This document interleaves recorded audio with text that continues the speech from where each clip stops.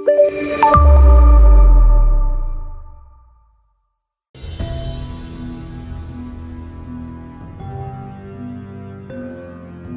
Jawa pada masa Wali Songo bukan hanya menjadi panggung penyebaran Islam, tetapi juga medan pertemuan dua kekuatan besar, kekuatan langit dan kekuatan Laut Selatan. Di satu sisi berdiri Sunan Kalijaga, wali yang dikenal paling dekat dengan budaya Jawa, simbol dakwah yang halus, lentur, dan menyentuh batin masyarakat. Di sisi lain bersemayam sosok legendaris yang namanya dijaga oleh bisik ombak dan angin pantai Nei, Roro Kidul, penguasa Laut Selatan yang diyakini sebagai penjaga keseimbangan alam gaib Nusantara. Banyak kisah rakyat menyebut bahwa pertemuan antara Sunan Kalijaga dan Nyi Roro Kidul bukanlah dongeng biasa. Ia bukan sekadar legenda pesisir, melainkan fragmen sejarah spiritual yang sengaja tidak ditulis dalam babat resmi. Alasannya sederhana, namun berat. Tidak semua kebenaran bisa disampaikan kepada orang banyak tanpa mengguncang keyakinan zaman itu. Pada suatu masa ketika dakwah Islam mulai meresap ke pedalaman Jawa, Allah menunjukkan tanda-tanda yang tak biasa. Ombak di Laut Selatan bergulung tanpa badai. Angin membawa aroma kemenyan bercampur asin laut. Dan para nelayan pesisir merasakan getaran aneh setiap kali matahari tenggelam. Para sesepuh Jawa memahami pertanda itu sebagai tanda bahwa kekuatan besar sedang bergerak. Sunan Kalijaga yang sejak lama dikenal mampu membaca bahasa alam, merasakan panggilan yang tidak datang dari manusia. Panggilan itu hadir sebagai kegelisahan batin, seolah ada satu kekuatan tua yang ingin diajak bicara, bukan ditaklukkan, bukan pula disingkirkan. Dalam keyakinan para wali, dakwah sejati bukanlah pemusnahan tradisi, melainkan penjernihan makna. Nyi Roro Kidul sendiri bukan sosok sederhana seperti yang digambarkan dalam cerita populer. Dalam kepercayaan Jawa kuno, ia bukan sekadar ratu laut, melainkan entitas penjaga keseimbangan antara dunia kasar dan dunia halus. Selama Barabadbad, ia disembah, ditakuti, sekaligus dihormati sebagai penguasa wilayah yang tak tersentuh manusia biasa. Pertanyaan besar pun muncul dan diwariskan secara lisan dari generasi ke generasi. Apakah mungkin sosok sebesar Nyi Roro Kidul mendengar dakwah Islam? Apakah mungkin penguasa Laut Selatan menerima ajaran Tauhid? Ataukah pertemuan itu justru menjadi dialog sunyi antara dua jalan spiritual yang berbeda, namun saling menghormati? Malam ketika pertemuan itu diyakini terjadi, Laut Selatan tidak bergelora. Ia tenang, terlalu tenang, seperti menahan napas. Bulan menggantung pucat di langit, dan batas antara alam manusia dan alam gaib menjadi sangat tipis. Di sanalah, di titik pertemuan antara pasir, air, dan doa, sejarah yang tak tertulis mulai bergerak. Episode ini menjadi gerbang awal sebuah kisah besar, kisah tentang pertemuan Sunan Kalijaga dan Nyi Roro Kidul yang kelak menimbulkan pertanyaan paling berani dalam sejarah spiritual Jawa. Benarkah Ratu Selatan pernah menerima Islam? Ataukah kebenaran itu disimpan demi menjaga keseimbangan Nusantara?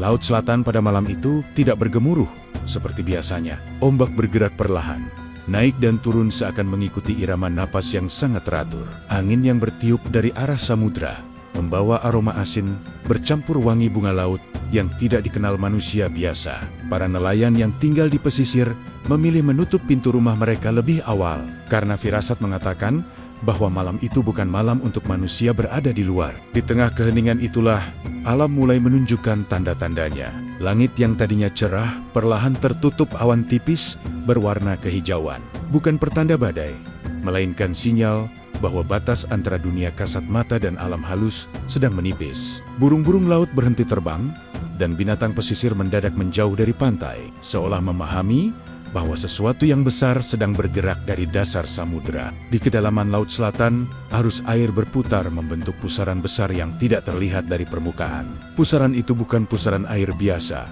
melainkan pusaran energi. Dari sanalah, kekuatan penguasa laut bangkit, menyadari adanya getaran baru yang masuk ke wilayah kekuasaannya. Getaran itu bukan ancaman, bukan pula tantangan, melainkan sesuatu yang asing, getaran dari zikir, doa, dan keikhlasan yang tidak pernah dikenal sebelumnya oleh penguasa Laut Selatan. Energi itu datang dari daratan Jawa, mengalir mengikuti jalur-jalur gaib yang hanya bisa dirasakan oleh makhluk yang telah hidup ratusan tahun. Setiap doa yang dipanjatkan dengan tulus meninggalkan jejak halus di alam. Dan malam itu jejak tersebut begitu kuat, hingga mengguncang keseimbangan laut. Ombak berhenti sesaat, lalu kembali bergerak dengan pola yang tidak pernah tercatat sebelumnya. Para penjaga gaib pesisir merasakan kegelisahan yang sama. Mereka merapat ke batas pantai, berdiri di balik karang dan pepohonan, menyaksikan perubahan yang jarang terjadi. Laut Selatan seolah sedang bersiap menyambut tamu yang tidak biasa, bukan manusia biasa, bukan pula raja duniawi, melainkan seorang yang berjalan dengan ilmu, kesadaran, dan ketundukan. Di sisi lain, di daratan Jawa, langkah-langkah sunyi menuju pantai telah dimulai. Setiap langkah membawa ketenangan, bukan keberanian kosong. Alam merespons dengan cara yang lembut, daun-daun berhenti berguguran, angin menepi, dan jalan menuju pantai terasa lapang, meski tanpa cahaya terang, seolah bumi sendiri membuka jalan. Malam semakin dalam, dan batas antara dua dunia semakin tipis. Laut Selatan tidak mengamuk, justru menjadi tenang, seperti permukaan cermin raksasa yang menunggu pantulan cahaya baru. Inilah pertanda awal bahwa pertemuan besar bukan sekadar legenda, melainkan bagian dari takdir spiritual tanah Jawa. Sebuah pertemuan yang tidak akan mengguncang dengan perang atau petir, tetapi dengan kesadaran, ketundukan, dan pertanyaan besar tentang iman, kekuasaan, dan hakikat pengabdian. Dan malam itu, alam bersaksi bahwa sesuatu akan berubah selamanya. Malam di Samudra Selatan tidak pernah benar-benar sunyi. Ombak berdebur dengan irama berat, seakan membawa napas makhluk purba yang telah hidup jauh sebelum manusia mengenal nama Tuhan. Pada malam itu, langit tampak lebih gelap dari biasanya, dan angin laut berembus dengan arah yang tidak menentu. Di kejauhan, cahaya kehijauan samar terlihat menari di permukaan air, pertanda bahwa wilayah kekuasaan Ratu Pantai Selatan sedang terbuka. Sunan Kalijaga berdiri di tepi pantai dengan ketenangan yang tidak goyah.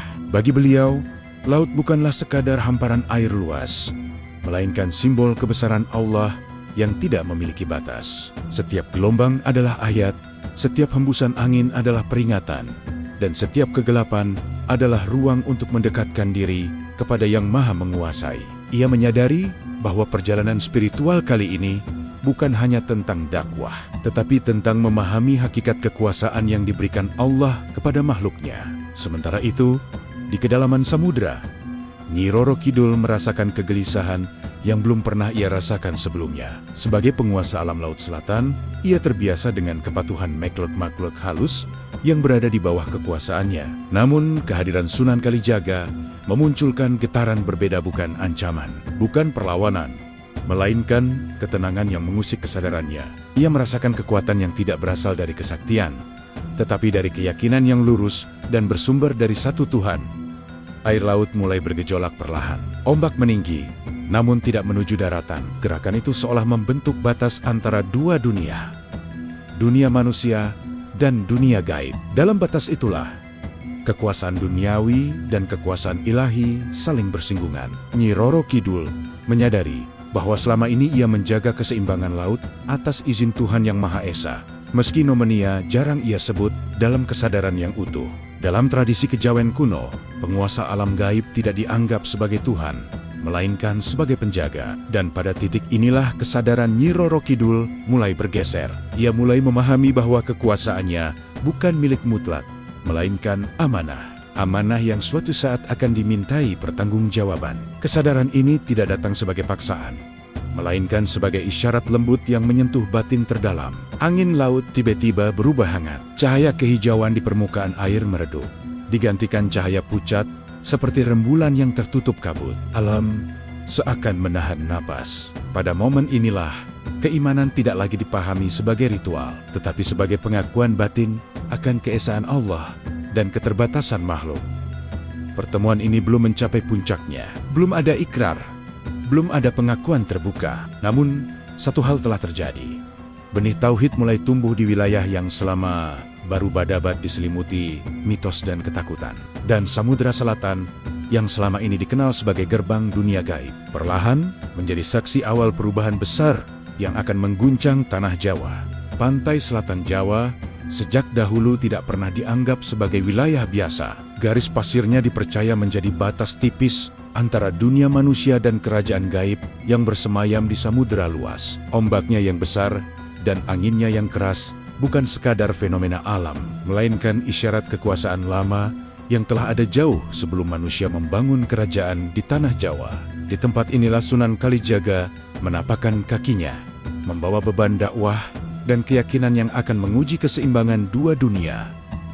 Hari itu, laut tampak berbeda. Airnya berwarna hijau tua kehitaman, bergulung perlahan namun berat, seakan menyimpan kesadaran. Langit mendung tanpa hujan, dan angin berhembus membawa aroma asin yang menusuk. Sunan Kalijaga merasakan getaran halus di dadanya, tanda bahwa wilayah ini bukan sekadar alam fisik, melainkan ruang pertemuan kekuatan lama dan ajaran baru. Sejak ratusan tahun sebelumnya, Nyi Roro Kidul dikenal sebagai penguasa Laut Selatan, ratu gaib yang menjaga keseimbangan alam, sekaligus menjadi simbol kekuasaan spiritual Jawa. Banyak raja Jawa menjalin ikatan batin dengannya, memohon legitimasi kekuasaan dan perlindungan gaib. Hubungan ini menjadikan Laut Selatan bukan hanya wilayah alam, tetapi pusat spiritual yang sangat berpengaruh dalam struktur kekuasaan Nusantara. Kedatangan Sunan Kalijaga membawa makna yang berbeda. Ia tidak datang untuk menantang, tidak pula untuk menundukkan. Kehadirannya justru membawa getaran perubahan ajaran tauhid yang menolak penyembahan selain kepada Tuhan Yang Maha Esa. Ajaran yang secara perlahan mengikis konsep kekuasaan gaib sebagai pusat pengabdian manusia. Di sepanjang pantai, Sunan Kalijaga duduk dalam keheningan. Ia tidak melantunkan mantra, tidak memanggil makhluk halus, dan tidak menunjukkan kesaktian. Ia hanya bertafakur, menyelaraskan batin dengan kehendak ilahi. Dalam kesunyian itu, alam merespons. Ombak yang semula bergemuruh mulai teratur, angin melunak, dan burung-burung laut berputar lebih rendah, seakan menyaksikan peristiwa penting yang akan terjadi. Bagi kekuatan gaib Laut Selatan, ini adalah pertanda besar. Kehadiran seorang wali yang tidak membawa senjata, namun membawa keyakinan murni, menciptakan gelombang yang tak kasat mata. Bukan gelombang air, melainkan gelombang makna. Ajaran yang tidak memaksa, tetapi menantang eksistensi lama dengan kesadaran baru. Pantai Selatan hari itu menjadi saksi awal pergeseran besar. Bukan pertempuran antara manusia dan jin, bukan duel kesaktian, melainkan pertemuan dua konsep spiritual. Kekuasaan gaib yang diwariskan zaman lama dan dakwah Islam yang membawa pembebasan jiwa dari ketergantungan selain kepada Tuhan. Di balik ombak yang terus bergerak, sebuah kesadaran mulai terbangun bahwa pertemuan antara Sunan Kalijaga dan Nyi Roro Kidul bukanlah konflik biasa, melainkan awal dialog spiritual yang akan mengguncang keyakinan Jawa selamanya, dan Laut Selatan tidak akan pernah sama lagi setelah hari itu. Setelah pertemuan gaib yang mengguncang batin itu, Sunan Kalijaga tidak segera meninggalkan pesisir selatan. Ia menetap beberapa hari, duduk dalam laku tapa yang tenang, menyatu dengan irama alam. Laut Selatan yang sebelumnya bergemuruh kini terasa berbeda. Ombaknya masih besar, namun tidak lagi liar. Seolah ada kesadaran baru yang mengalir di antara air, angin, dan langit. Para nelayan di pesisir mulai menyadari perubahan itu. Angin tidak lagi berembus kasar, dan laut yang biasanya sulit ditebak kini memberi ruang aman bagi perahu kecil. Mereka tidak mengetahui apa yang telah terjadi, tetapi merasakan bahwa sesuatu yang besar telah berubah di alam gaib. Di kedalaman samudra, Nyi Roro Kidul mengalami pergolakan batin yang belum pernah ia rasakan selama berabad-abad. Selama ini, ia memerintah lautan dengan kekuatan dan keseimbangan yang bersumber dari hukum alam purba. Namun, wejangan Sunan Kalijaga telah menembus lapisan terdalam. Kesadarannya bahwa kekuasaan bukan untuk dimiliki, melainkan untuk dijaga. Bukan untuk diagungkan, melainkan untuk diabdikan. Energi laut mulai merespons perubahan itu. Arus-arus yang dulu bergerak liar, kini mengalir lebih teratur. Makhluk-makhluk halus penjaga samudra merasakan pergeseran pusat kekuatan. Bukan melemah, tetapi menjadi lebih tenang dan terkendali. Laut Selatan tidak kehilangan keangkerannya, namun kini memiliki keseimbangan baru yang lebih lembut. Pada malam tertentu, cahaya bulan memantul di permukaan air, membentuk jalur panjang menuju cakrawala. Para penjaga alam memahami itu sebagai tanda penerimaan, bukan penyerahan diri, tetapi keselarasan antara kekuatan lama dan cahaya tauhid yang baru dikenal. Nyi Roro Kidul tidak menjadi manusia, tidak pula meninggalkan kodratnya sebagai penjaga laut, tetapi mulai menata ulang makna kekuasaan dalam bingkai ketundukan kepada Yang Maha Esa. Sementara itu, Sunan Kalijaga menyadari bahwa tugasnya di pesisir selatan hampir selesai. Ia tidak membawa bukti, tidak meninggalkan catatan, dan tidak menyebarkan kabar. Baginya, perubahan sejati tidak perlu diumumkan. Cukup alam yang menjadi saksi. Sebelum fajar menyingsing, ia melangkah meninggalkan pantai. Jejak kakinya perlahan dihapus ombak kecil yang datang bergantian. Seakan laut sendiri menjaga kerahasiaan peristiwa besar itu. Tidak ada siapapun yang melihat kepergiannya. Namun udara pagi terasa lebih ringan dari biasanya. Sejak malam itu, legenda tentang Laut Selatan mulai berubah arah. Cerita-cerita lama tentang murka perlahan diimbangi dengan kisah perlindungan. Bukan karena laut menjadi jinak, tetapi karena keseimbangan baru telah tercipta antara kekuatan alam dan kesadaran ketuhanan. Dan di balik ombak hijau yang tak pernah benar-benar tenang, tersimpan satu rahasia besar, bahwa bahkan penguasa samudera pun dapat disentuh oleh cahaya kebenaran tanpa harus kehilangan jati dirinya. Setelah pertemuan gaib yang mengguncang batin di episode sebelumnya, Sunan Kalijaga tidak segera meninggalkan pesisir selatan. Malam itu, ombak pantai selatan bergulung lebih tenang dari biasanya, seakan laut sedang menahan napas. Angin yang berembus membawa aroma asin bercampur wangi bunga laut yang tak dikenal manusia. Alam tampak sedang bersiap menjadi saksi dari sesuatu yang tidak tercatat dalam sejarah biasa. Sunan Kalijaga duduk dalam keheningan, menata batin, membersihkan niat, dan menundukkan ego sepenuhnya. Ia menyadari bahwa pertemuannya dengan Nyi Roro Kidul bukanlah peristiwa biasa, melainkan gelaran batin sebuah ujian antara dua kekuatan besar, spiritual Islam yang bersumber dari tauhid dan kekuatan alam purba yang telah lama berakar di tanah Jawa. Disinilah garis antara dakwah dan kearifan lokal diuji dengan cara yang tidak pernah diajarkan dalam kitab. Di kejauhan, laut mulai berubah warna. Bukan hitam, bukan hijau, melainkan biru tua yang berkilau seperti cermin raksasa. Gelombang tidak lagi menghantam, melainkan bergerak melingkar, membentuk pusaran besar yang perlahan membuka ruang di tengah samudra. Dari sanalah, energi besar kembali terasa bukan dalam wujud fisik, tetapi sebagai tekanan batin yang membuat siapapun yang lemah akan tersungkur. Nyi Roro Kidul tidak muncul sebagai Ratu Anggun seperti dalam dongeng rakyat, melainkan sebagai kekuatan kesadaran laut itu sendiri. Kehadirannya terasa di udara, di ombak, di denyut bumi. Sunan Kalijaga merasakan bahwa yang ia hadapi bukan sekadar penguasa laut, melainkan entitas yang telah menjadi bagian dari keseimbangan alam Jawa selama ribuan tahun. Dalam gelaran batin itu, terjadi pertemuan tanpa kata. Tidak ada debat, tidak ada paksaan, tidak ada ancaman. Yang ada hanyalah saling membaca niat. Sunan Kalijaga hadir bukan untuk menaklukkan, melainkan untuk menyelaraskan.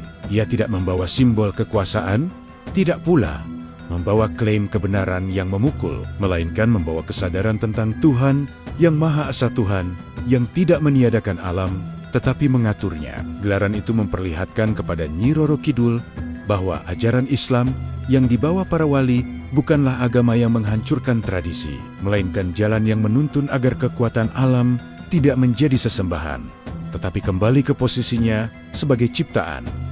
Laut tetap laut, angin tetap angin, namun semuanya tunduk pada satu kehendak tertinggi. Ombak yang berputar perlahan mereda, tekanan batin mengendur. Malam kembali sunyi. Namun sejak saat itu, pantai selatan tidak lagi sama. Banyak nelayan kelak bersaksi bahwa laut menjadi lebih jinak ketika manusia datang dengan niat bersih, dan menjadi sangat ganas ketika kesombongan dan keserakahan merajalela. Episode ini menjadi titik penting. Bukan jawaban apakah Nyi Roro Kidul masuk Islam atau tidak, melainkan penegasan bahwa pertemuan itu adalah kesepakatan kosmik, bahwa dakwah di tanah Jawa tidak berjalan dengan pedang, tetapi dengan kesadaran kebijaksanaan dan penghormatan terhadap keseimbangan langit dan bumi. Setelah pertemuan gaib itu, lautan selatan tidak lagi sama. Ombak yang biasanya liar, kini bergerak lebih teratur, seolah mengikuti irama yang tidak terdengar oleh telinga manusia. Angin laut membawa hawa yang berbeda, tidak lagi semati mata dingin dan ganas, melainkan terasa berat oleh getaran batin yang dalam. Di pusat kekuasaan Laut Selatan, Nyi Roro Kidul merasakan sesuatu yang belum pernah ia rasakan selama Barabadebat menjaga samudra. Bukan kegelisahan, bukan pula kemarahan, melainkan kesadaran. Kesadaran bahwa kekuasaan, keabadian, dan keagungan yang selama ini ia genggam ternyata tidak menjawab kegelisahan terdalam jiwanya. Selama ratusan tahun, ia menjadi simbol ketakutan dan penghormatan. Manusia datang membawa sesaji, memohon perlindungan, dan menyerahkan diri pada takdir laut. Namun setelah perjumpaan dengan Sunan Kalijaga, semua itu terasa seperti gelombang permukaan kuat, tapi tidak menyentuh dasar. Di kedalaman samudra, istana gaib berkilau dengan cahaya kehijauan yang lebih redup dari biasanya. Para pengikut gaib merasakan perubahan energi yang halus namun nyata. Keseimbangan yang selama ini dijaga dengan kekuatan dan kuasa mulai bergeser menuju keseimbangan batin. Laut tetap luas, tetap dalam, tetapi tidak lagi dikuasai oleh gejolak emosi lama. Sementara itu, di daratan Jawa, Sunan Kalijaga melanjutkan perjalanannya. Ia menyadari bahwa apa yang terjadi di Laut Selatan bukanlah peristiwa sesaat, melainkan awal dari perubahan besar dalam tatanan spiritual Jawa. Pertemuan itu bukan untuk menaklukkan, bukan pula untuk mengislamkan secara paksa, melainkan membuka pintu kesadaran bahwa jalan menuju Tuhan tidak mengenal batas wujud. Energi pertemuan itu merambat ke tanah-tanah pesisir. Para nelayan merasakan laut lebih bersahabat. Mimpi-mimpi mereka berubah. Tidak lagi dipenuhi bayangan gelap, melainkan passion tentang ketenangan dan keseimbangan. Alam seolah sedang menyesuaikan diri dengan keputusan batin yang diambil oleh penguasa Laut Selatan. Namun, perubahan tidak datang tanpa ujian. Di alam Gabe, sebagian kekuatan lama menolak perubahan ini. Mereka terbiasa hidup dari ketakutan manusia, dari persembahan yang lahir dari rasa tunduk tanpa pemahaman. Ketika ketenangan mulai menggantikan dominasi, muncul gelombang penolakan yang bergerak diam-diam di lapisan terdalam samudra. Nyi Roro Kidul menyadari hal itu. Ia memahami bahwa jalan menuju kebenaran bukan hanya tentang menerima, tetapi juga tentang melepaskan kekuasaan yang bersumber dari ketakutan, melepaskan identitas lama yang dibangun oleh legenda, dan menghadapi kenyataan bahwa kebenaran sejati selalu menuntut perubahan batin. Pada titik ini, pertanyaan besar mulai mengendap dalam kesadaran alam Jawa. Apakah Ratu Selatan akan tetap menjadi penguasa laut seperti yang dikenal selama ini? Ataukah ia sedang menapaki jalan baru, jalan penghambaan yang selama ini hanya ditempuh manusia? Dan jawabannya perlahan mulai terungkap. Bukan lewat kata-kata, melainkan lewat perubahan alam dan hati. Laut Selatan malam itu tidak bergelora seperti biasanya. Ombak yang biasanya mengamuk perlahan mereda, seolah tunduk pada sebuah peristiwa besar yang sedang berlangsung di alam yang tak kasat mata. Angin berhenti berembus, dan langit tampak bersih dengan cahaya rembulan yang memantul tenang di permukaan air. Para leluhur Jawa meyakini, ketenangan seperti ini hanya terjadi ketika dua kekuatan besar sedang berada dalam satu keselarasan. Di kedalaman samudra, istana gaib Nyi Roro Kidul memancarkan cahaya hijau kebiruan yang lebih lembut dari biasanya. Bukan cahaya kekuasaan, melainkan cahaya perenungan. Sang Ratu Selatan tidak lagi berdiri sebagai penguasa laut semata, tetapi sebagai makhluk agung yang tengah menimbang jalan hidupnya. Pertemuan dengan Sunan Kalijaga telah mengguncang lapisan terdalam kesadarannya bukan dengan paksaan, melainkan dengan kebijaksanaan yang tidak menghakimi. Sejak pertemuan itu, perubahan mulai terasa. Para penjaga gaib Laut Selatan merasakan getaran berbeda dalam aliran energi samudra. Amarah yang dahulu sering muncul perlahan tergantikan oleh ketenangan. Korban-korban laut berkurang. Badai tidak lagi datang tanpa sebab. Dan makhluk-makhluk halus yang menghuni wilayah selatan merasakan aturan baru yang lebih lembut namun tegas. Ini menjadi pertanda bahwa sesuatu sedang bergeser.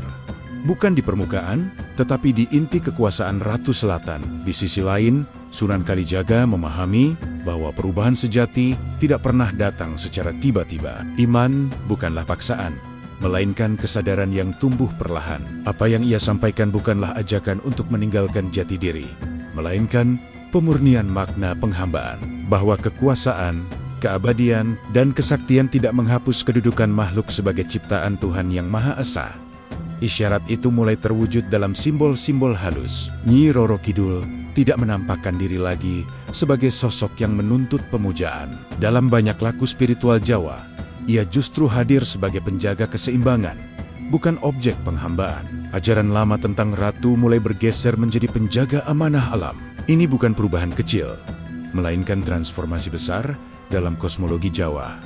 Para wali yang memahami bahasa isyarat alam menyadari hal ini. Mereka tidak menyebut Nyi Roro Kidul sebagai masuk Islam secara lahiriah. Namun mereka memahami bahwa ada pengakuan akan keesaan Tuhan yang mulai tertanam. Sebuah tauhid dalam bentuk yang hanya bisa dipahami oleh makhluk yang hidup di antara dua alam. Laut Selatan pun menjadi saksi bisu, bukan sebagai tempat kesombongan, tetapi sebagai wilayah yang dijaga dengan tanggung jawab. Dalam tradisi Jawa Islam, inilah bentuk hidayah yang paling dalam ketika kekuatan besar tidak ditaklukkan, tetapi diselaraskan. Dan sejak saat itu, kisah Nyi Roro Kidul tidak lagi hanya tentang mitos dan ketakutan, melainkan tentang perjalanan batin makhluk agung yang mengenal batas dirinya di hadapan Yang Maha Kuasa. Setelah pertemuan-pertemuan batin yang mengguncang keseimbangan alam selatan, istana gaib Nyi Roro Kidul mengalami perubahan yang tidak pernah terjadi sebelumnya. Samudra yang biasanya bergejolak mulai menunjukkan ketenangan aneh. Ombak besar mereda menjadi gelombang panjang yang ritmenya teratur, seolah mengikuti irama di zikir alam. Para penjaga laut merasakan energi baru yang tidak mereka pahami, bukan kekuatan penakluk, melainkan ketundukan halus yang lahir dari kesadaran. Di pusat istana samudra, cahaya kehijauan yang selama ini menjadi simbol kekuasaan mutlak Nyi Roro Kidul tampak bercampur dengan kilau lembut berwarna keemasan.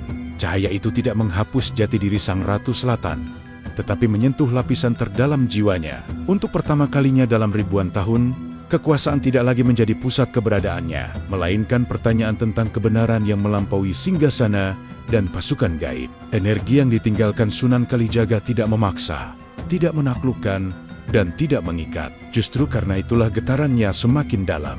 Ajaran tauhid yang disampaikan bukan sebagai doktrin, melainkan sebagai cermin memantulkan kenyataan bahwa segala kekuasaan, setinggi apapun, tetap berada di bawah kehendak Yang Maha Esa.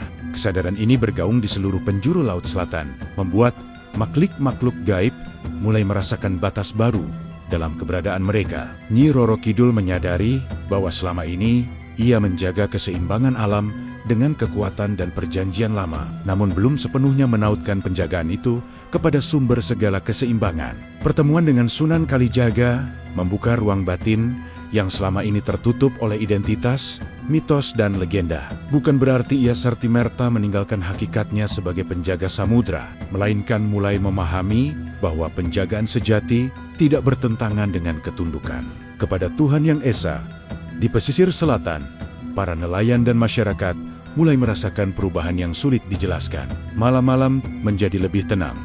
Angin tidak lagi membawa firasat bencana, dan laut seakan lebih mendengar doa-doa yang dipanjatkan dengan tulus. Para leluhur membaca tanda-tanda ini sebagai isyarat bahwa keseimbangan baru sedang dibentuk, keseimbangan antara alam gaib dan iman yang membumi. Namun perubahan ini tidak datang tanpa resistensi. Sebagian entitas Laut Selatan yang terbiasa hidup dari kekacauan dan ketakutan mulai merasa kehilangan pijakan. Mereka merasakan kekuatan lama melemah ketika ketundukan mulai menggantikan kesombongan. Disinilah ujian berikutnya menanti.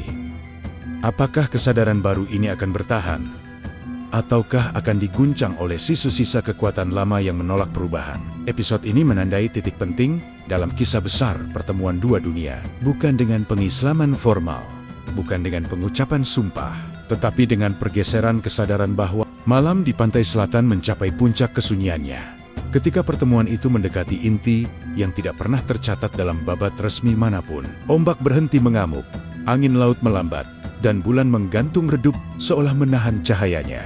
Di titik inilah, Sunan Kalijaga dan Nyi Roro Kidul tidak lagi dipisahkan oleh perbedaan alam, melainkan dipertemukan oleh satu kesadaran yang sama, keseimbangan. Sunan Kalijaga berdiri sebagai wakil jalan tauhid yang membumi, sementara Nyi Roro Kidul hadir sebagai kekuatan purba yang menjaga harmoni laut dan semesta. Keduanya tidak saling menundukkan, tidak pula saling menguasai. Yang terjadi justru sebuah keheningan panjang, keheningan yang lebih berbicara daripada kata-kata. Dalam keheningan itu, seluruh rahasia terbuka tanpa harus diucapkan. Nyi Roro Kidul tidak digambarkan sebagai sosok yang menolak cahaya Islam, namun juga bukan sebagai makhluk yang tunduk seperti manusia. Ia memahami tauhid bukan sebagai syariat lahir, melainkan sebagai pengakuan akan satu sumber kekuasaan tertinggi. Kesadaran itu tidak membuatnya masuk Islam dalam pengertian manusia, tetapi membuatnya mengakui bahwa kekuatannya hanyalah bagian kecil dari kehendak Yang Maha Esa. Di sisi lain, Sunan Kalijaga tidak datang untuk menaklukkan atau mengislamkan Laut Selatan. Ia memahami bahwa dakwah tidak selalu berarti mengubah bentuk, tetapi meluruskan arah. Ia melihat Nyi Roro Kidul bukan sebagai musuh iman, melainkan sebagai makhluk ciptaan yang memiliki tugas kosmik sejak awal penciptaan. Dalam pandangan itu, Islam hadir bukan untuk menghapus, tetapi untuk menempatkan segala sesuatu pada posisinya. Laut Selatan pun merespons kesepahaman ini. Air yang semula berwarna hitam pekat, perlahan berubah kehijauan, menandakan meredanya konflik lama antara dunia manusia dan dunia gaib. Banyak yang percaya, sejak malam itu, pantai selatan tidak lagi sekadar tempat angker, tetapi menjadi wilayah penjagaan spiritual, tempat di mana kesombongan manusia diuji, dan niat yang tidak lurus akan dipatahkan oleh alam itu sendiri. Pertemuan ini juga menjadi batas yang tidak boleh dilanggar. Sunan Kalijaga tidak pernah mengklaim memiliki kuasa atas Nyi Roro Kidul, dan Nyi Roro Kidul tidak pernah meminta disembah oleh manusia. Dari sinilah muncul larangan-larangan adat, pantangan, dan simbol-simbol budaya yang sejatinya bukan bentuk pemujaan, melainkan pengingat agar manusia tahu diri di hadapan kekuatan alam dan Tuhan. Episode ini menjadi senyap titik di mana pertanyaan besar mulai menemukan jawabannya. Bukan tentang apakah Nyi Roro Kidul masuk Islam secara formal, melainkan tentang bagaimana tauhid menembus batas bentuk, alam, dan eksistensi. Pertemuan itu tidak melahirkan kemenangan satu pihak, tetapi melahirkan keseimbangan yang dijaga hingga hari ini.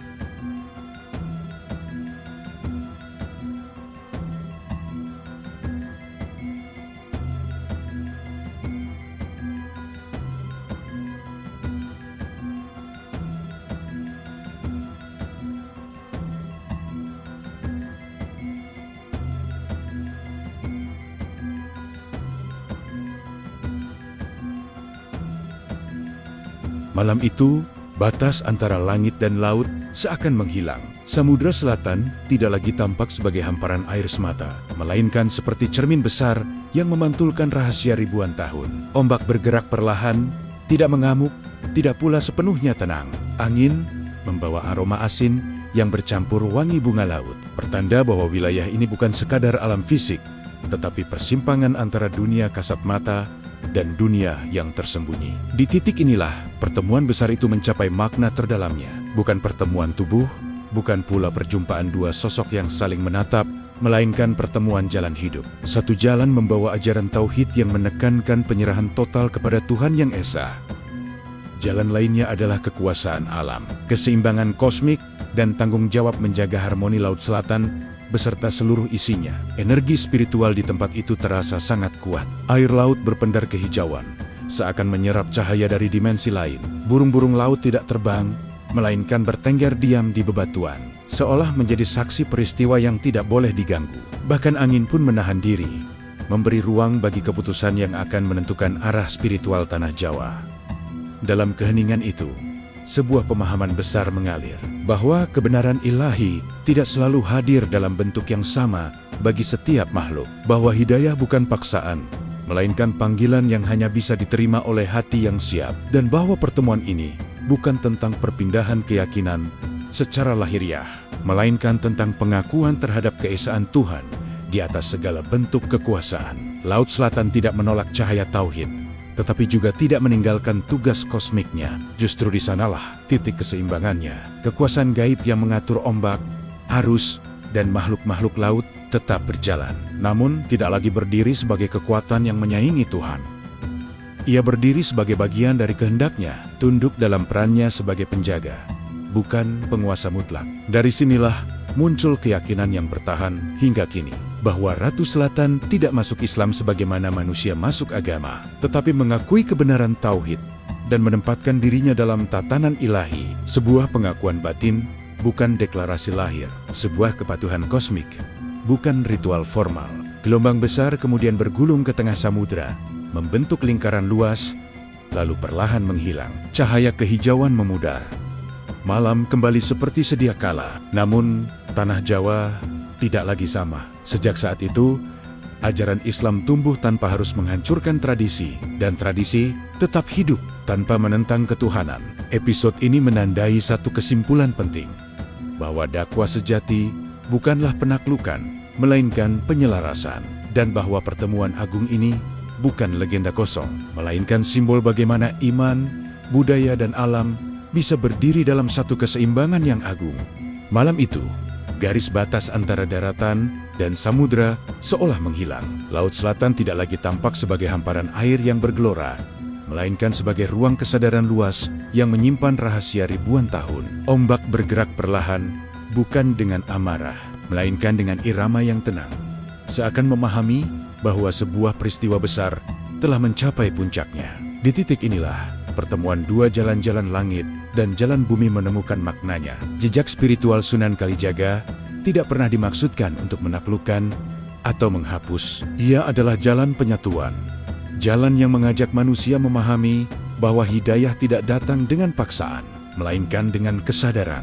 Begitu pula Nyi Roro Kidul, sosok penguasa samudera yang sejak awal bukan sekadar figur mistis, melainkan simbol kekuatan alam dan ketundukan pada hukum semesta. Pertemuan keduanya bukan tentang siapa yang menang atau kalah, melainkan tentang keseimbangan yang harus dijaga agar bumi dan manusia tidak saling melukai.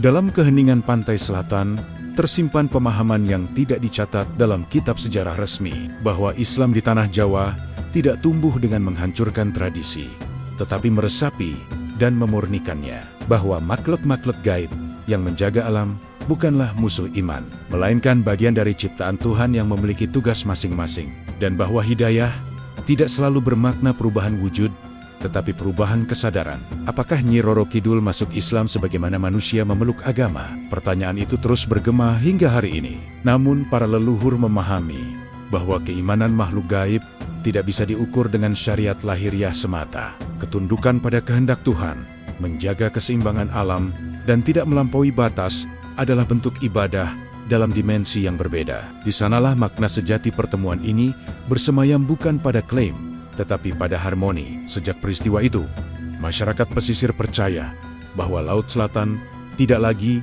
hanya dijaga oleh kekuatan lama, tetapi berada dalam keseimbangan baru.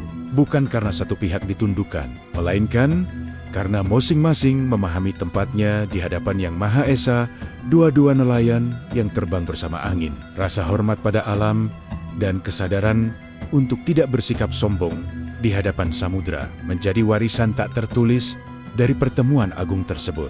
Kisah Sunan Kalijaga dan Nyi Roro Kidul akhirnya tidak berdiri sebagai legenda sensasional, melainkan sebagai pengingat bahwa iman sejati tidak selalu terlihat, bahwa jalan menuju Tuhan memiliki banyak lapisan, dan bahwa keseimbangan antara spiritualitas dan alam adalah amanah yang harus dijaga manusia. Dan hingga kini, ketika ombak selatan berdesir pelan di bawah cahaya bulan, sebagian orang percaya di sanalah doa-doa lama dan ajaran baru bertemu diam, dalam, dan penuh makna. Setelah peristiwa-peristiwa besar yang menyelimuti pesisir selatan, suasana di wilayah itu berubah secara perlahan namun pasti. Laut yang sebelumnya sering mengamuk, kini lebih tenang, seolah ada kesepakatan tak tertulis antara kekuatan alam dan kehendak ilahi. Para nelayan mulai kembali melaut tanpa rasa takut berlebihan, dan angin malam tak lagi membawa bisikan yang membuat bulu kuduk berdiri. Namun para sesepuh mengetahui, ketenangan ini bukan tanda berakhirnya kisah, melainkan tanda bahwa sesuatu yang jauh lebih dalam sedang terjadi. Nyi Roro Kidul berada di persimpangan yang tak pernah dialami makhluk gaib sebelumnya. Selama berabad-abad, ia adalah penguasa Samudra Selatan, simbol kekuatan alam yang tak tunduk pada hukum manusia. Ia hidup dalam kekekalan yang sunyi, disembah dan ditakuti, namun tak pernah benar-benar mengenal makna penghambaan. Pertemuan dengan Sunan Kalijaga telah mengguncang fondasi keberadaannya, bukan dengan paksaan, melainkan dengan kesadaran yang perlahan tumbuh dari dalam. Di alam gaib, perubahan itu terasa jelas. Istana Laut Selatan, yang dahulu berkilau dengan cahaya dingin, mulai memancarkan warna yang lebih hangat. Para pengikut halusnya merasakan getaran baru, bukan ketakutan, bukan kemarahan, melainkan kegelisahan yang bercampur harap. Mereka menyadari bahwa penguasa mereka tengah mempertanyakan takdirnya sendiri. Sesuatu yang belum pernah terjadi sepanjang sejarah samudera. Nyi Roro Kidul mulai memahami bahwa kekuatan bukanlah soal menguasai, melainkan tentang tunduk pada Yang Maha Kuasa. Ia menyadari bahwa kekekalan tanpa arah hanyalah kesunyian panjang. dan bahwa iman bukanlah milik manusia semata, melainkan jalan bagi siapapun yang diciptakan. Namun kesadaran itu juga membawa dilema besar.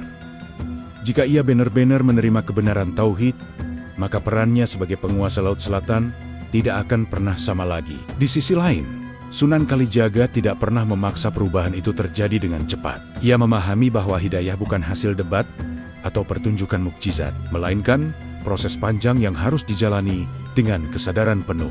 Ia membiarkan benih-benih pemahaman tumbuh di dalam diri Sang Ratu Laut Selatan, menunggu waktu yang tepat untuk berbuah. Pada malam tertentu, batas antara alam manusia dan alam gaib kembali terasa tipis. Langit selatan bersih tanpa awan, bulan memantul di permukaan laut seperti cermin raksasa.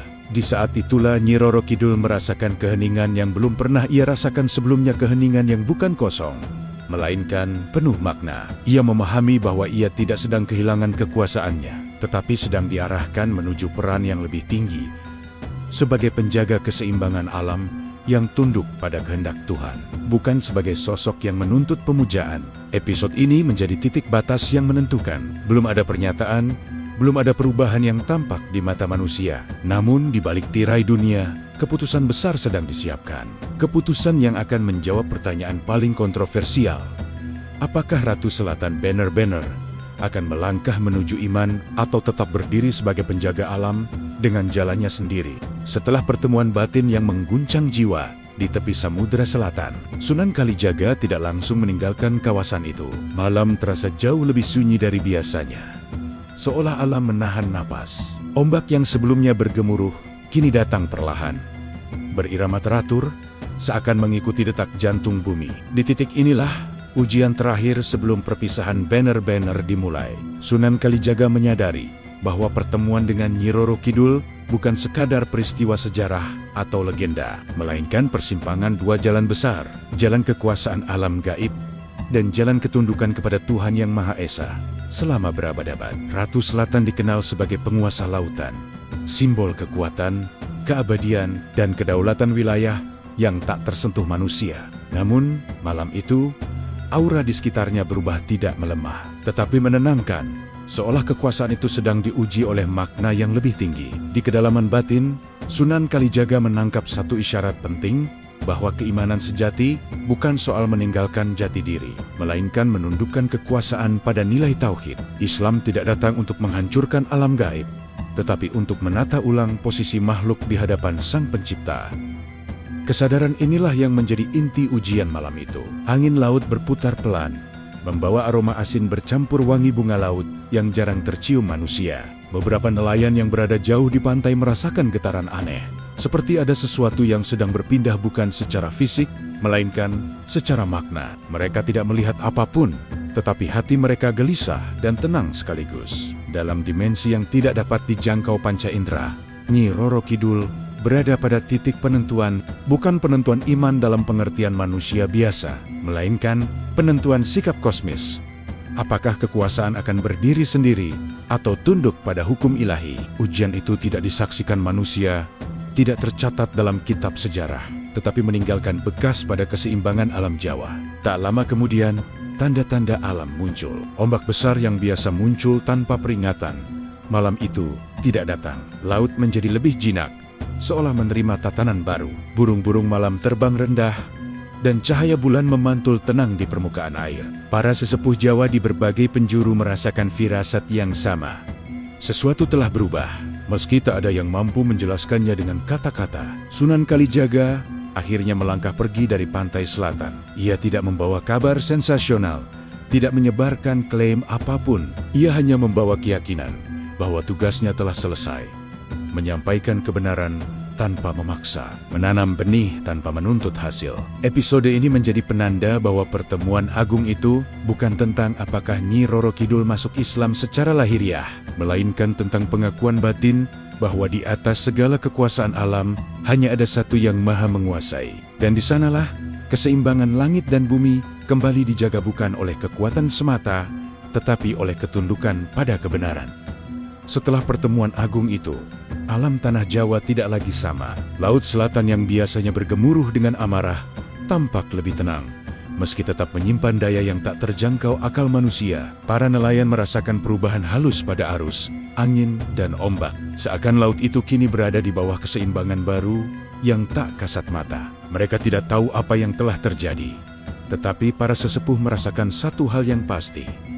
Sebuah perjanjian besar telah terikat di antara dua alam. Sunan Kalijaga kembali ke daratan dengan langkah yang ringan, namun syarat makna. Ia memahami bahwa tugasnya bukan untuk menaklukkan alam gaib, melainkan menyelaraskannya dengan nilai ketuhanan yang rahmatan lil alamin. Perjalanan spiritual yang baru saja ia lalui bukan sekadar perjumpaan, melainkan penegasan bahwa dakwah tidak selalu hadir dalam bentuk lisan atau hukum, tetapi juga dalam kebijaksanaan kosmik yang menjaga harmoni ciptaan. Di sisi lain, Nyi Roro Kidul kembali ke singgasananya di kedalaman samudra. Namun kekuasaannya kini tidak lagi sepenuhnya digerakkan oleh amarah atau dendam masa lalu.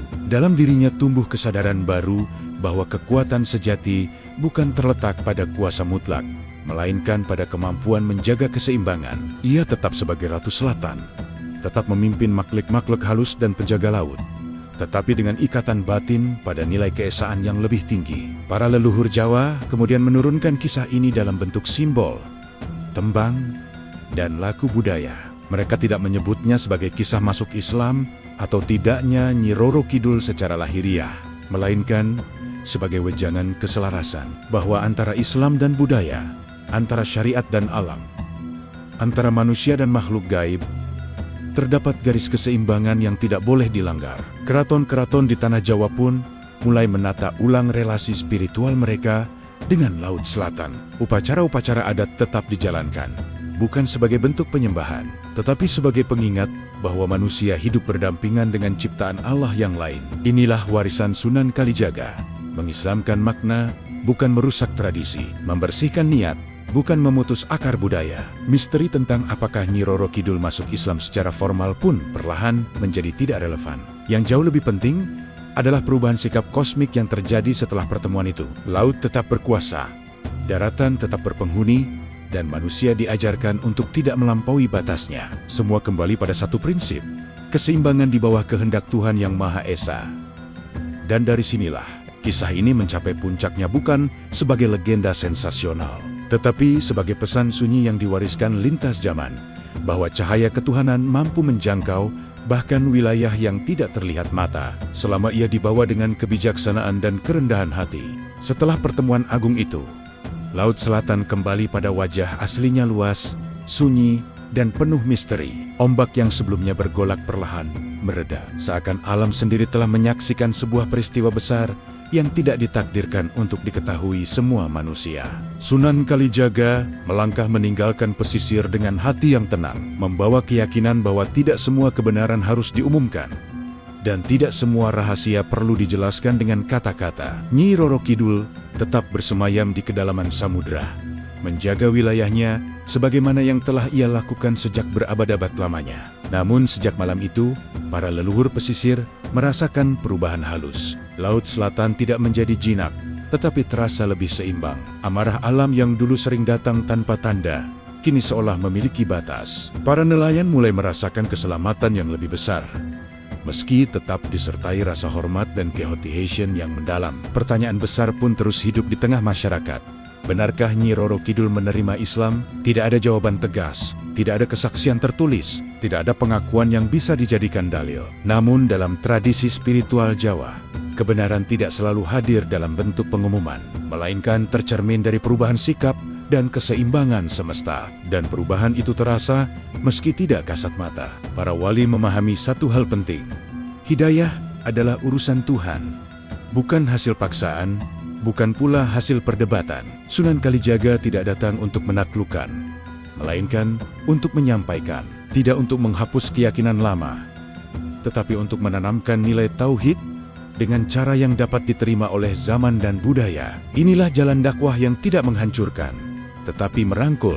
Nyi Roro Kidul sebagai makhluk yang berada di antara dunia gaib dan kosmik, tidak diposisikan sebagai musuh iman, melainkan sebagai bagian dari ciptaan Tuhan yang memiliki perannya sendiri dalam menjaga keseimbangan alam. Dalam pandangan ini, Islam tidak hadir untuk meniadakan tradisi, tetapi untuk memberi arah dan makna yang lebih lurus kepada kehidupan. Hingga hari ini, Laut Selatan tetap menyimpan rahasianya. Ia tidak pernah membantah, tidak pula membenarkan. Ia hanya ada dalam keheningan, dalam gelombang, dan dalam rasa hormat yang diwariskan turun-temurun. Dan di sanalah letak kebijaksanaannya. Membiarkan manusia belajar bahwa tidak semua yang sakral harus dijelaskan, dan tidak semua yang gaib harus ditaklukkan. Kisah pertemuan Sunan Kalijaga dan Nyi Roro Kidul pun akhirnya menjadi pelajaran. Bukan tentang apakah Sang Ratu Selatan masuk Islam atau tidak, tetapi tentang bagaimana iman, budaya dan alam bisa berjalan berdampingan tanpa saling meniadakan. Dan mungkin justru disitulah rahasia terbesarnya. Setelah peristiwa besar yang mengguncang batin Sunan Kalijaga dan mengubah keseimbangan alam di pesisir selatan, suasana tanah Jawa tidak lagi sama. Ombak yang biasanya mengamuk tanpa pola kini bergerak lebih teratur, seolah laut sedang menahan amarahnya. Para nelayan merasakan perubahan itu terlebih dahulu. Angin yang lebih jinak, laut yang tidak lagi memanggil korban, dan mimpi-mimpi aneh yang datang hampir bersamaan. Di tengah perubahan tersebut, Sunan Kalijaga memilih untuk tidak kembali ke keramaian. Ia menetap sementara di wilayah sunyi, menguatkan batin dan menafsirkan isyarat-isyarat yang ia terima. Ia memahami bahwa pertemuannya dengan penguasa Laut Selatan bukanlah peristiwa biasa, melainkan bagian dari skenario besar yang menyangkut nasib spiritual tanah Jawa. Sementara itu, di kedalaman samudra, Nyi Roro Kidul tidak lagi bersemayam dalam keheningan yang sama seperti sebelumnya. Sejak pertemuan itu, getaran asing menyusup ke wilayah kekuasaannya, bukan getaran penaklukan, melainkan getaran pengakuan akan satu kekuasaan yang lebih tinggi. Air laut di sekeliling istananya sering berpendar hijau lembut, bukan sebagai tanda murka, melainkan tanda perenungan. Makhluk-makhluk gaib Laut Selatan merasakan perubahan sikap Sang Ratu. Upacara-upacara lama mulai ditinggalkan. Ritual yang dahulu menuntut persembahan, kini berganti menjadi laku sunyi. Nyi Roro Kidul tidak lagi memerintahkan, melainkan mengamati. Ia tengah menimbang ulang jati dirinya bukan sebagai penguasa mutlak, melainkan sebagai makhluk yang juga berada di bawah hukum ilahi. Di daratan, para wali merasakan gelombang perubahan itu. Mereka tidak melihatnya secara kasat mata, tetapi batin mereka menangkap satu kesimpulan yang sama. Kekuatan lama Nusantara sedang diarahkan, bukan dihancurkan. Islam tidak datang untuk menghapus, melainkan menata dan memurnikan. Sunan Kalijaga menyadari bahwa perjuangan terbesar bukanlah mengislamkan laut atau ratu, melainkan mengislamkan cara pandang manusia, bahwa kekuatan apapun raja penguasa alam atau makhluk gaib tetap tunduk pada satu ketetapan. Hanya Allah yang maha berkehendak. Pada malam tertentu, angin dari selatan berhembus hingga ke pedalaman Jawa. Angin itu tidak membawa teror, melainkan ketenangan yang ganjil. Banyak orang bermimpi tentang laut yang bersujud, ombak yang berhenti sejenak, dan cahaya yang turun dari langit ke samudra. Itulah isyarat bahwa sebuah pergeseran besar telah terjadi. Bukan dalam bentuk pengakuan lisan, bukan dalam simbol lahiriah, tetapi dalam kesadaran batin. Nyi Roro Kidul tidak masuk Islam seperti manusia. Namun, ia mengenali dan menerima keesaan Tuhan sebagai kebenaran tertinggi. Dan dari sinilah, episode terakhir akan menjawab pertanyaan terbesar.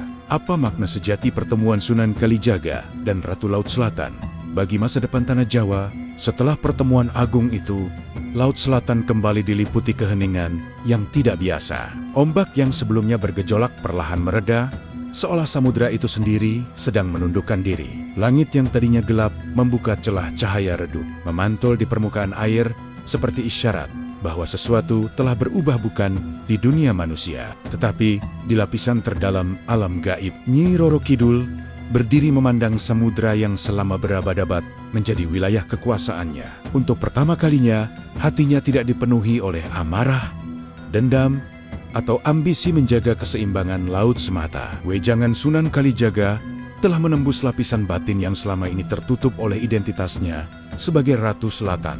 Ia mulai memahami bahwa kekuasaan bukanlah tujuan akhir, dan kesetiaan pada keseimbangan alam tidak harus bertentangan dengan ketundukan kepada Tuhan Yang Maha Esa.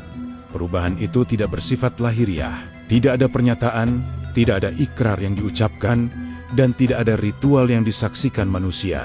Perubahan itu bersifat batiniah lebih halus daripada angin laut namun lebih kuat daripada gelombang pasang. Dalam kepercayaan para leluhur Jawa, inilah bentuk hidayah yang paling dalam.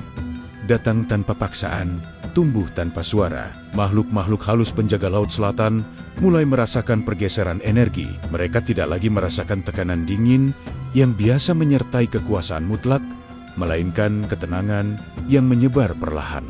Arus laut menjadi lebih teratur, badai besar jarang muncul tanpa sebab, dan banyak nelayan merasakan keselamatan yang tidak mereka pahami asal-usulnya. Semua itu menjadi tanda bahwa Ratu Selatan tidak lagi berdiri hanya sebagai penguasa, melainkan sebagai penjaga yang lebih arif. Di sisi lain, Sunan Kalijaga meninggalkan pesisir dengan langkah tenang. Ia tidak membawa kebanggaan, tidak pula membawa kemenangan. Bagi seorang wali, tugasnya bukan mengubah makhluk dengan paksa, melainkan menyampaikan kebenaran dan menyerahkan hasilnya kepada Allah. Ia memahami bahwa hidayah tidak selalu tampak seperti manusia memahaminya. Kadang, ia hadir sebagai kesadaran, bukan sebagai pengakuan. Kabar tentang pertemuan itu menyebar secara samar di tanah Jawa. Tidak sebagai cerita pasti, melainkan sebagai bisikan dari generasi ke generasi. Ada yang meyakini Nyi Roro Kidul menerima ajaran Islam secara batin, ada pula yang mengatakan ia tetap menjaga kepercayaannya sebagai makhluk alam. Namun para sesepuh sepakat pada satu hal. Sejak pertemuan itu, keseimbangan antara alam gaib dan manusia menjadi lebih terjaga. Episode ini menandai perubahan besar yang tidak terlihat mata, tetapi dirasakan oleh zaman. Pertemuan Sunan Kalijaga dan Nyi Roro Kidul bukanlah soal masuk atau tidaknya seseorang ke dalam agama secara formal, melainkan tentang tunduknya kesombongan kepada kebenaran. Dan di sanalah, Laut Selatan menyimpan rahasia terbesarnya bukan pada ombaknya, tetapi pada keheningan setelah cahaya menyentuh batin.